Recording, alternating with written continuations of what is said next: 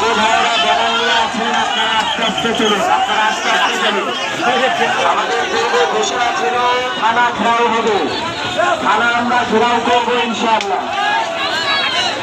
আর যারা মিছিল নিয়ে সামনে হাতে হাতে চলতেছেন যারা আগাচ্ছেন তাদের দৃষ্টি আগেছেন দেখছি ভাই আপনারা আসতে চলুন, আপনারা আসতে লাগলে কিছুদিন যাওয়ার পরে ক্লান্ত হয়ে যাবে, আপনারা আস্তে আস্তে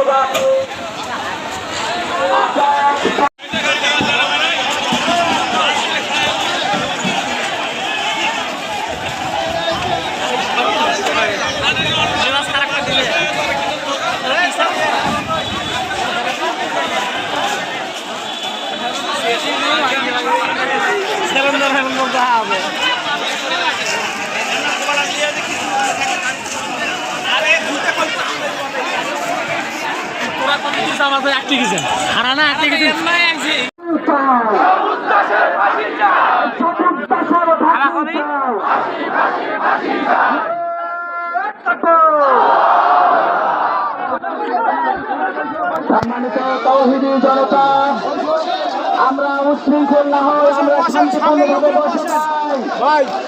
ইনশাআল্লাহ আমাদের প্রশাসনের ভাইয়েরা এখানে এসেছে, ওসি সাহেব এখানে উপস্থিত হয়েছেন, আমরা শান্তভাবে বসি। সম্মানিত আমি আজকে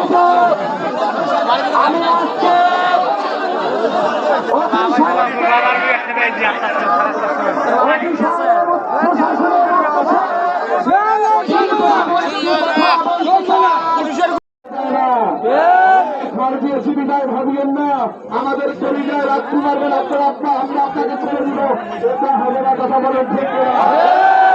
আমি জানাতে চাই, আমরা দাবি জানাতে চাই, বাংলাদেশের বিগত দিনে আমরা দেখেছি প্রধানমন্ত্রী সহ নেতাদের নামে কটূক্তি করলে হয়েছে, কথা বলেন ঠিক না?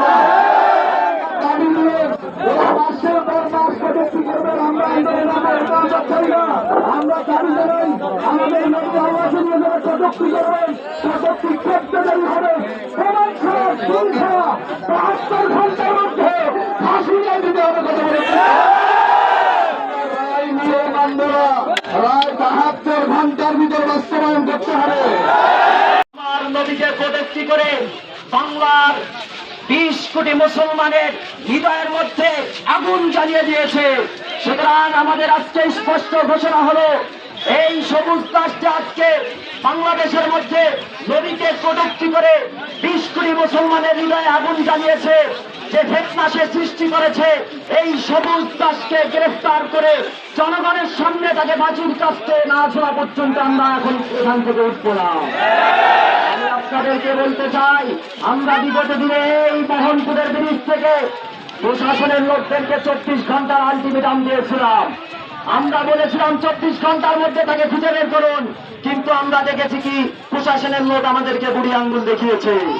আজকে 4 দিন হয়ে গিয়েছে, কিন্তু তাকে এখনো গ্রেফতারের কোন কর্মসূচি তারা পালন করে নাই। মনে করবেন না মুসলমানরা ঘুমিয়ে আছে, এই মোহনপুরের মুসলমানরা আজকে জেগে উঠেছে। সবুজ দাসকে আপনারা শুধু খুঁজে বের করে দিলেন, আমরা জানি আপনারা তাকে শাস্তি দিতে পারবেন না, আপনাদের দেওয়ার দরকার নাই, আমরা তার কল্লা বলি তাকে শাস্তি দিয়ে দিব। দিনে ফ্যাসিস্ট সরকার পাক স্বাধীনতার দোহাই দিয়ে এই সবুজ দাসের মতো সাতেনদেরকে প্রশ্রয় দিয়ে